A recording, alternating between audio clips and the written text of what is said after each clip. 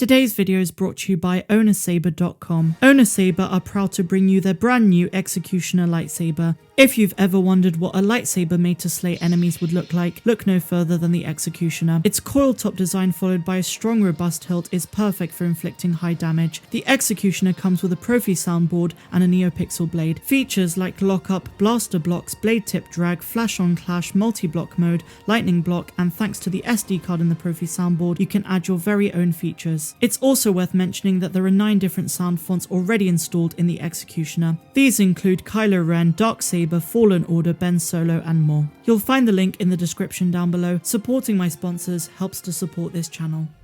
I have been every voice. You are the chosen one! Anakin! This is where the fun begins. Inside your head.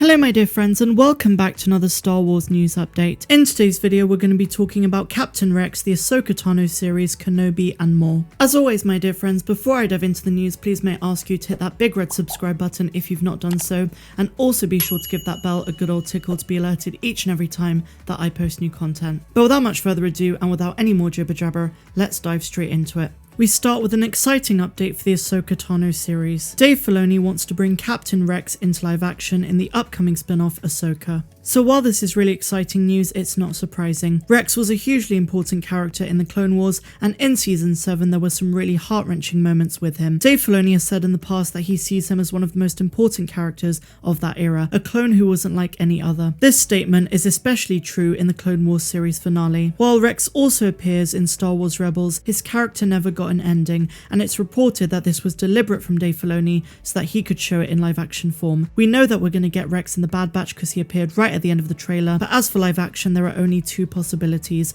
Obi-Wan Kenobi and Star Wars Ahsoka through flashbacks. Since Ahsoka takes place after the events of Return of the Jedi, it's somewhat unlikely that Rex would still be alive, but hey, it's possible. As for an appearance in Obi-Wan Kenobi, it is possible because the show takes place 10 years after the events of Episode 3, and we know that Rex is around during this time thanks to his role in Star Wars Rebels. So the question is, where has Rex been all of this time? The animated series Star Wars Rebels provides a lot of insight into what he was doing in the Age of the Empire. Rex set up a new home on Sealos, meeting up with Wolf and Gregor, the former clone commander and captain respectively.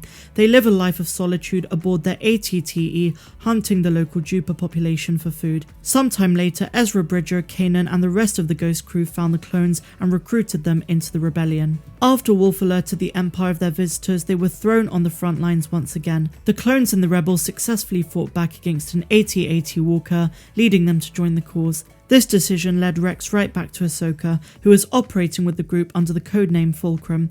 He later accompanied the Ghost crew on a handful of missions, while also joining the Phoenix Cell and the Massassi group. One of Rex's highest profile missions with them came during the Battle of Endor.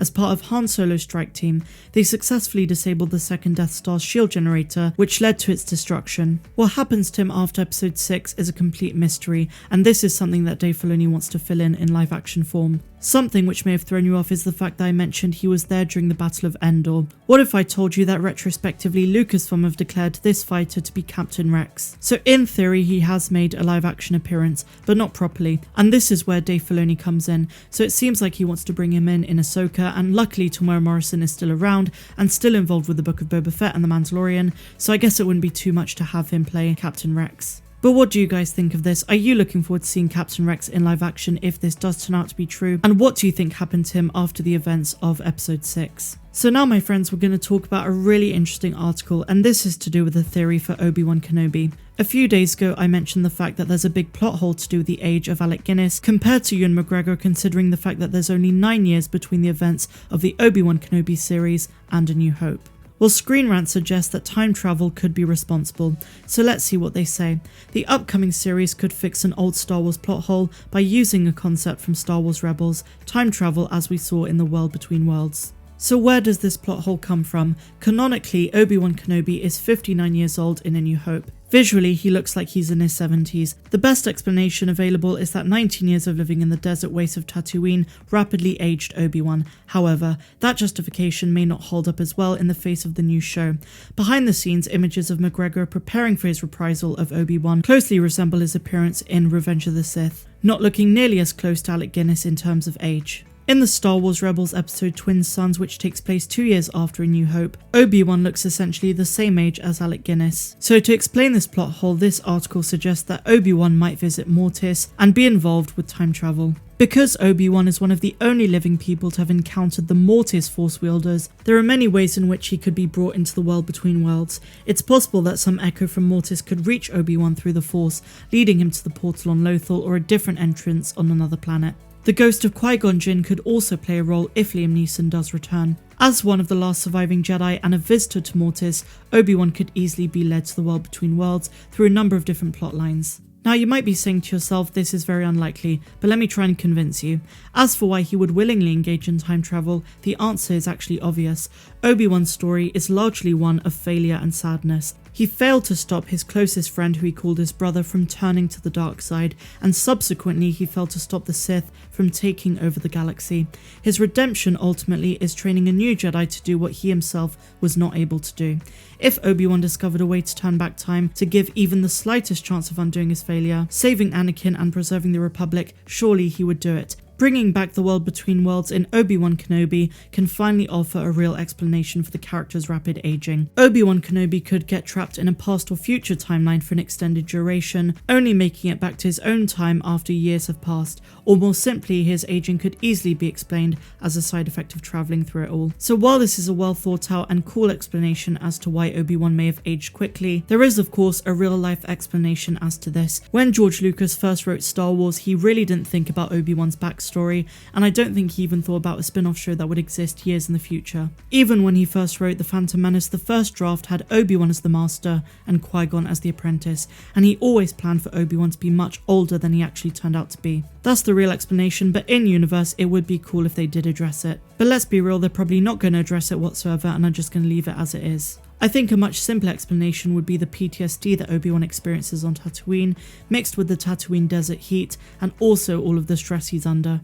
But what do you guys think of this? Let me know in the comments down below. Do you think there needs to be an in-universe reason why Obi-Wan aged so quickly between episodes 3 and 4? Or should it be left unanswered? So finally, my friends, we're going to be talking about Star Wars actor Donald Gleason, who wishes he learnt more about General Hux. Now, of course, he did play Hux in the sequel trilogy, and this was a character that had a very bizarre ending. Just to recap, he turned out to be the spy for the rebellion, but when you go back and rewatch The Force Awakens and The Last Jedi, it just seems like the ending he got in The Rise of Skywalker was an easy cop-out. The actor says, "I found something new about him every movie because not only did he change, but his circumstances changed. He always surprised me, and Rian Johnson had this mad version of him that I wasn't expecting for the second episode, which I absolutely loved." And then similarly with J.J. Abrams, and he's referring to The Rise of Skywalker, there was a whole other aspect to his character in the third one that was super interesting, and I never would have seen it coming.